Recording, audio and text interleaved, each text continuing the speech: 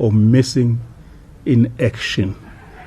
And I must conclude by saying it is like the minister forgets that he was appointed to serve us and not the other way around.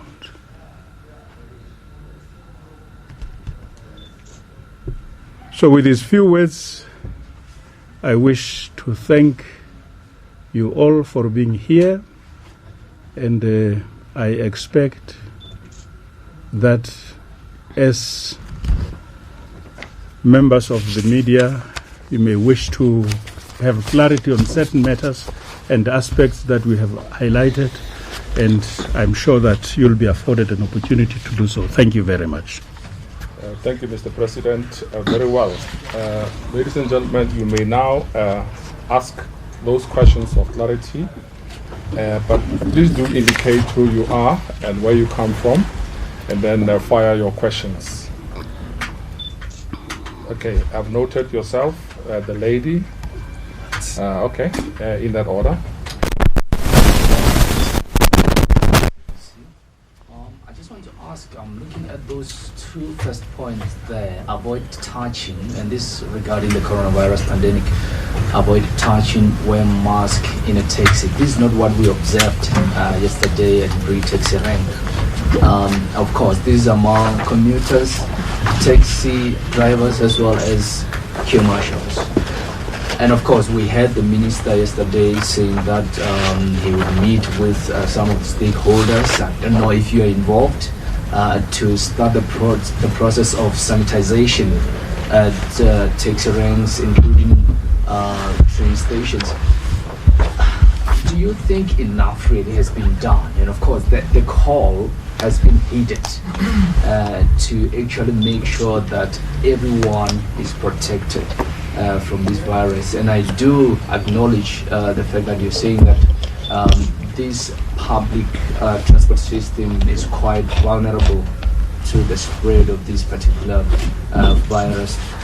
But I just want to find from you, has enough been done really to educate the people, also to make sure that this virus is not spread in these gatherings and taxi ranks, where we know that over 100 people are currently there, and of course taking their taxis to various destinations. Thanks.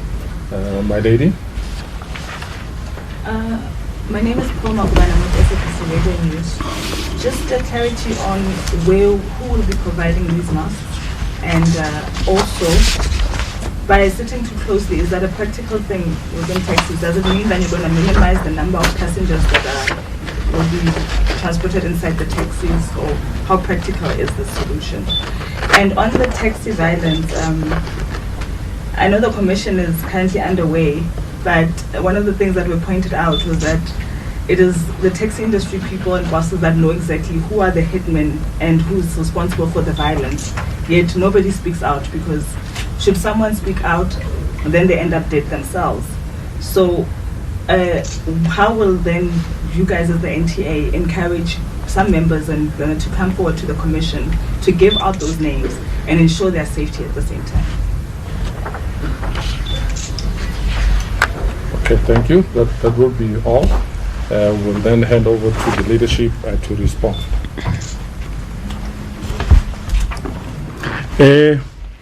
Thank you.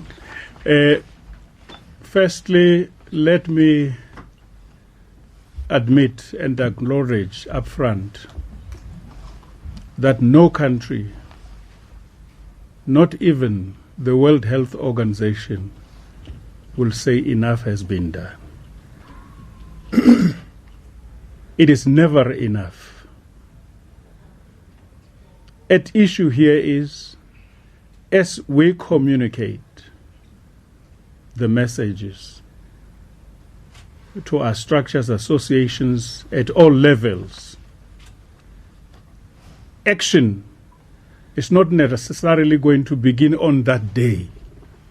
It depends on the resources we have available to us and the opportunities that have presented themselves to us. However, we indicated that we are duty-bound to cooperate with government and take cue from what we are told is expert advice and counsel. We are not privy to the research by experts, the conclusions and their analysis of the situation. The best we can do is to take cue from what those who are within that ambit are telling us. The taxi industry can only do so much. We do not have resources ourselves available. We are, in actual fact, as the taxi industry, subsidizing our own passengers. The 70% of the commuters that we transport are subsidized by us. Your billions of rands of subsidies given to your bus companies, your trains, and so on and so forth, they take 100% of the total subsidy. We don't even get a cent. So it must be understood that our passengers are subsidized by us. In other words, we have become a government to them. We are providing them with a service that government fails to provide. Hence, we spoke about the schemes and apartheid approach to public passenger transport. So we are being discriminated against by government by denying us and depriving us of the resources necessary. So there is only so much that we can do. Of course, with regards to what the minister says, I don't have any information on my desk to that effect. This speaks to the attitude of government to this. If the minister does not interact with us, then who on earth is the minister interacting with? And how on earth can we call the approach by the minister holistic? Can we really say that he is interested in securing the safety of our people against coronavirus when he decides to speak to friends instead of talking to the industry? So these are issues that are at stake and that are going to cost lives and limb in this country. If we are to solve and address this problem, we need to have a coordinated approach from the center. And if the center fails to hold, then heaven help us. So that is the situation we find ourselves in. However, we are not going to keep quiet.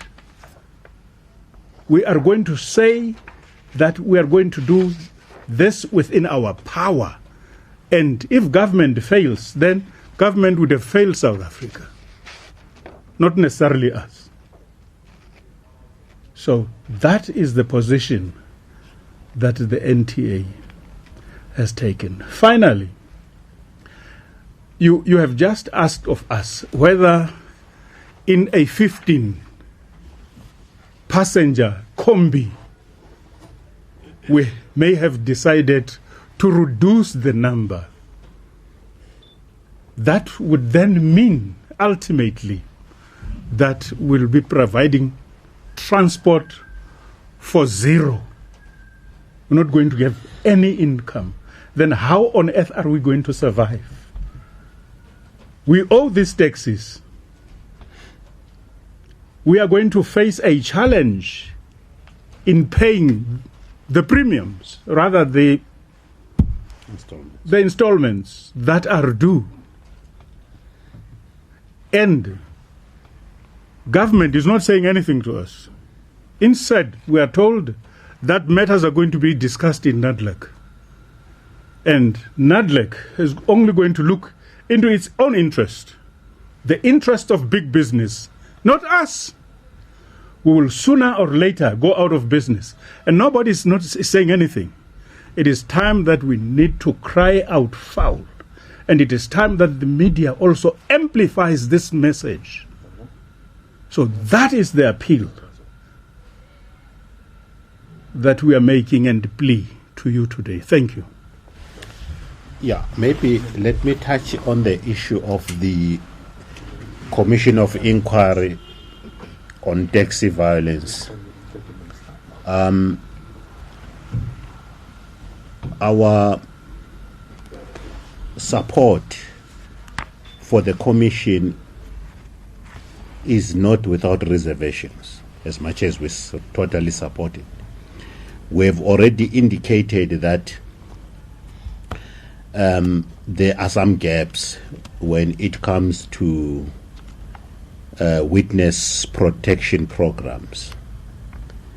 And of course, what happens thereafter. But for the mere fact that the Gauteng government has taken that initiative, it says, it invites the national government and other provinces to admit that indeed taxi violence has become endemic and it needs to do something as government to stop that, because the constitution of our country guarantees every citizen the right to life, and that guarantee is underwritten by the state with the resources they have at their disposal. Under those extreme difficult conditions, we are participating in the commission as the National Taxi Alliance in Gauteng. The chairperson of the province is here. He has just appeared on that commission, and I happened to sit in one of the sessions, and he didn't pull any punches, because it's us as the taxi industry and government that must pull resources together and stop this madness that is happening in our industry. The other question was, okay, how do you avoid people touching? The taxi industry is 100% black. And as black people, we have our own gestures, how we talk, how we greet and clap hands and do all those of things. We are saying, because we have been invited by this virus to close ranks and observe those precautions that will sustain our lives, we have to forego some of those gestures and some of those things. Hence, we are saying, when our passengers are in a taxi, we know, yes, the combe is small, as the president just said, and so on, but some of the things that may transmit the virus must be avoided at all costs. That message must be disseminated by our queue marshals, rank managers, and of course taxi drivers. When a taxi driver walks into a taxi, good morning, my customers, I'm Mr. Mkete or Mrs. Mkete. Please observe the following, for the following reason. We don't think that is that needs a rocket scientist. It's a simple text less than a minute, and the message has been disseminated. I know people know that death is permanent, life is sacrosanct. Thank you. And thank you for the don't touch implies stop shaking hands. Primarily, that is what we are focused on. There is no way people in a taxi cannot touch one another. The very seating configuration suggests that. Thank you. Oh, okay. Mahai Ketla, you want to follow up? Yeah, just a very short follow-up question. And of course, talking about touching, how else then do we, in future, manipulate this thing of exchanging money? Obviously, that's the normal thing that we normally see in the taxi among the commuters from the back seat. They will obviously pass that cash to the front seat, change will be coming back. that's obviously touching. Are you perhaps discussing among yourselves to change the way things are done regarding this issue? And also, lastly, do you also welcome the minister's statement yesterday to say that he would be going to these ranks or even train stations to start the process of sanitization? Thanks. Okay. Leadership will respond. Maybe let me start with the minister. We don't know which ranks he will be going to do what. The coronavirus challenge invites all South Africans, government, private, business, you name it, to unite behind containing the spread of this virus. You cannot have people talking in isolation and think you are going to contain the spread of this violence. We invite the Minister of Transport to be ministerial and speak to stakeholders. We are prepared to support good initiatives from government, from anybody that will contain the spread of this violence, because it affects all of us as South Africans. Now, the issue of handling cash. Indeed, we've just indicated in our statement that everybody has been caught off guard. There is no ways in a matter of a month or 2 months would implement the electronic fare collection system. It's a system that must be developed and everything. Hence, we are doing everything we can. Just behind us there is a gentleman sitting there it looks like he's a Kaizer Chiefs supporter like me, according to his colors. We are meeting immediately after this briefing. There is a program that they've put together.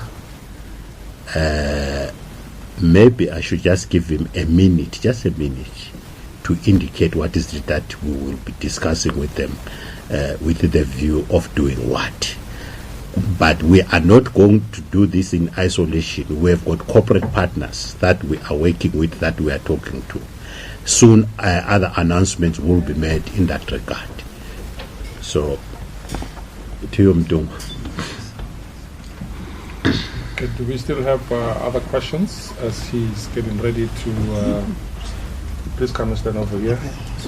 Tell the media houses who you are and... yeah, please. Yeah, that's fine. All right. Yeah, that's fine.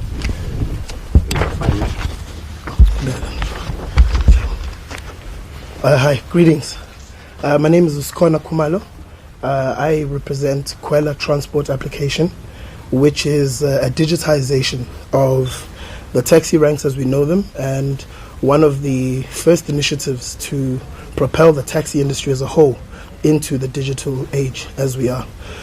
So in response to the current pandemic that we are experiencing, we've been in talks with the industry and the association as we stand, and Ikwela will be supporting commuters specifically with information about the coronavirus, information of how to remain as safe as possible, to different measures from identity of the virus in terms of symptoms and different ways of managing from that. We'll also be providing them direct access to the hotline where they can actually get further information and assistance if in that situation, in a rank situation, taxi situation, they are confronted with this. We'll also be providing rank and travel sanitation, which is what we are finalizing now with my colleagues as we stand. So this will involve sanitizers in the ranks, sanitizers for the marshals who are there assisting the commuters into the vehicles, as well as on-board stations for people to just, as you mentioned, the issue of passing cash and which is something that we're dealing with to introduce a non-cash system in the taxis. We'll be piloting it starting in the central ranks and going out. However, this is just to indicate that there are active measures, especially digital technological measures that are being taken to make sure that all of South Africa's commuters are aware and they know that there are measures being taken to their health and sanitation. Thanks. Thank you. Are there any time frames? Please elaborate. Time frames. When are you going to go there? The taxi Oh, ranks absolutely.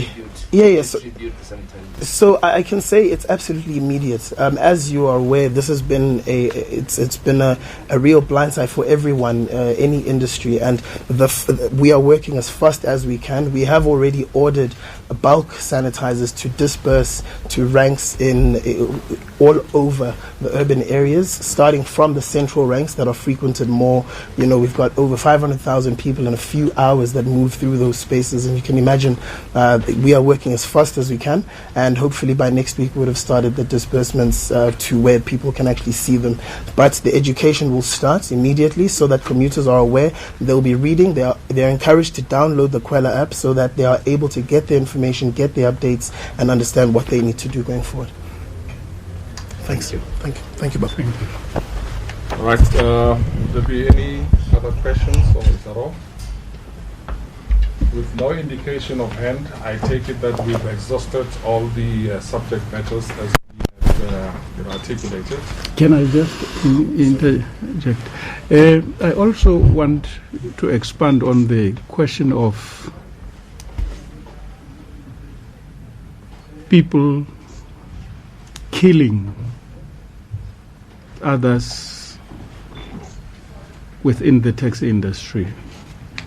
It is common cause that when somebody decides to murder, he conspires not with us.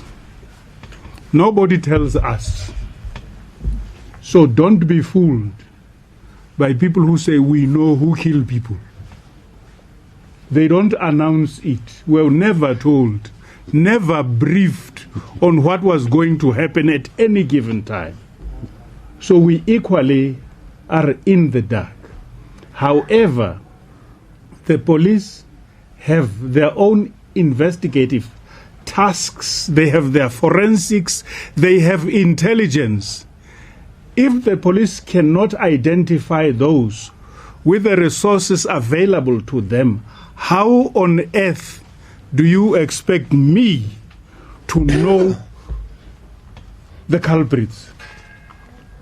It is not obvious, but the problem is, like we have said in the statement, if investigations are botched deliberately or otherwise, something must be done about those.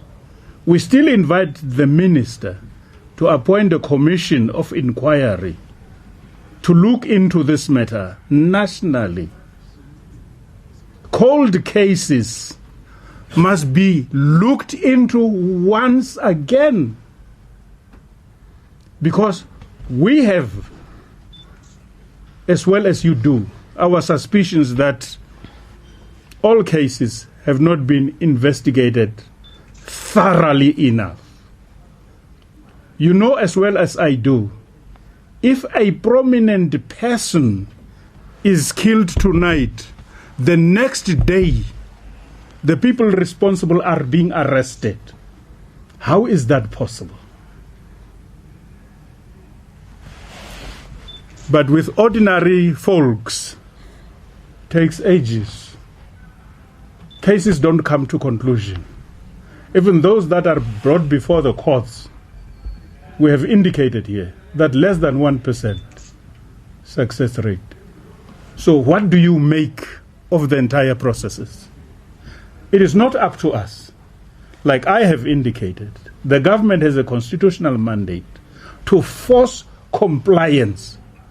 It requires nobody's permission to look into these and to invest in getting rid of this monstrosity within the taxi industry.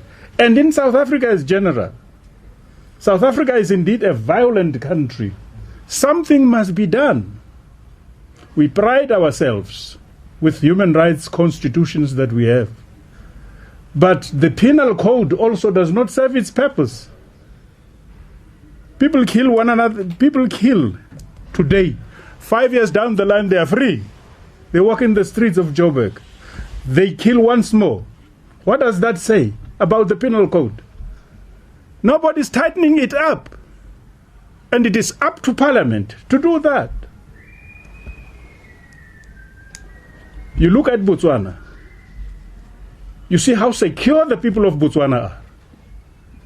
You also see how secure the people of Namibia are. And the only reason for that is that the politicians in Namibia and in Botswana are not celebrities. You don't see them on TV. They're not celebrities, but servants of the people. Their attitude determines their latitude. And in South Africa as well, the attitude of leadership and government will determine the latitude of this government and its successes. So this is an appeal we are making. It does not help us to boast of having the best constitution the world has ever produced with no results. With no results. This constitution does not put bread on the table. People have died and will continue to die. The constitution does nothing to address that. And yet we have a government in place.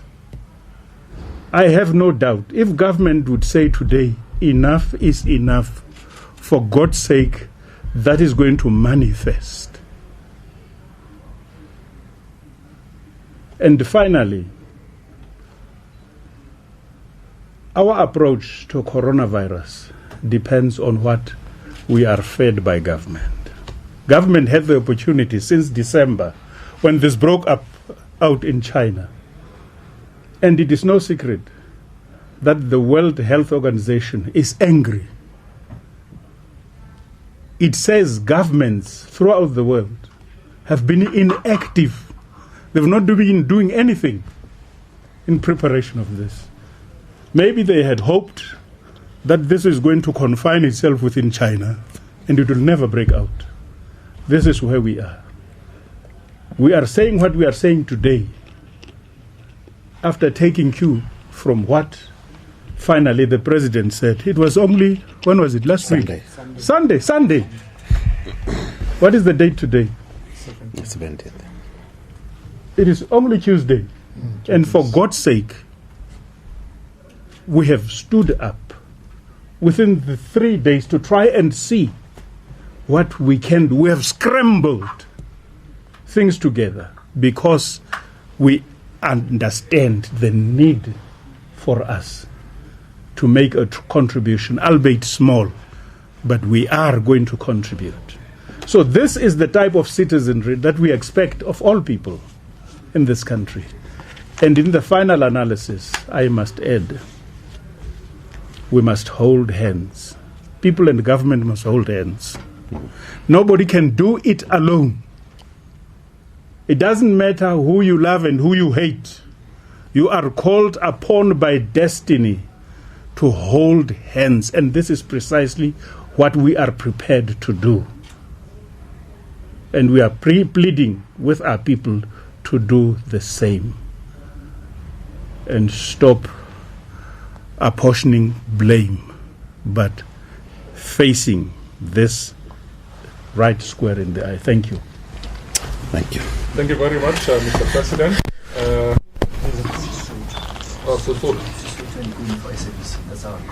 Okay. All right, Mr. President, they request that you do a Sesotho and maybe the GS to do in Nguni for all the media. All right, we're coming out of that media briefing by the National Taxi Alliance. Their leadership, Francis Matsisa, who's the president, and Alpheus Mlaladzi, who's the secretary general. At loggerheads there with Santako and how the minister has been dealing directly with Santako in relation to the fight against the spread of COVID-19, and asking they're saying that they're the national representative of a taxi association, saying if the minister's not talking to them, who is he talking to? Those were his exact words. It's a going conversation. We'll continue to try and get hold of the minister to find out what the Transport Ministry's responses to this is. You're watching The Agenda. Stay with us.